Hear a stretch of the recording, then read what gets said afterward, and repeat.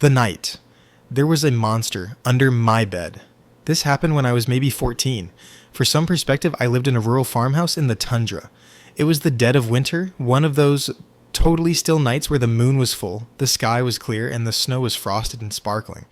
That winter hadn't been particularly bad for snowfall, but there was around 2-meter snowdrifts outside, curled at the top from the wind, like frozen ocean waves before crashing down. From my bedroom window that looks to the north where the tree line is, the house had radiated enough heat that it had melted the drifts that had tried to crash against it, making a small walkway keeping the drifts back. It was around midnight and I heard a scratching sound. It sounded like a shovel scraping up against concrete, right outside my window. Slow, methodical scraping. This made no sense to me. It hadn't snowed yesterday. And why would someone be shoveling in the middle of the night anyways? The driveway to the house was gravel, but there was a concrete pad in front of the garage. That was the only place that we shoveled, but that was also on the opposite side of the house. I thought about all of this while the scraping sounds continued.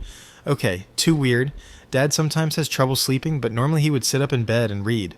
If Mom asked him to stop, then he'd go to the kitchen and read the newspaper or something. He has never gone outside and shoveled in the middle of the night. I decide to look outside the window and see if I can identify the sound. The tree line is 8 to 10 meters away, so there's no way a branch was rubbing against the house. As soon as I moved in bed to look out the window, the scraping suddenly stopped. I paused for a second to listen. No more sounds. I looked out the window above the bed frame, looking to the north. Nothing happening outside, just a still, picturesque winter night. No movement in the trees, no tracks in the snow, nothing suspicious at all. Just a moonlit winter night. Okay, well, no more sounds. I'll ask Dad in the morning. I lay back down in bed and close my eyes. A few minutes later, the scraping starts again. Skirk, skirk, skirk. Slow, methodical, and sounds like it's right behind my head outside. I live upstairs. Someone must be shoveling right below my window, but that can't be possible. I sit up again, and the second that I move, the scraping stops again. I look outside, but it's the same as before.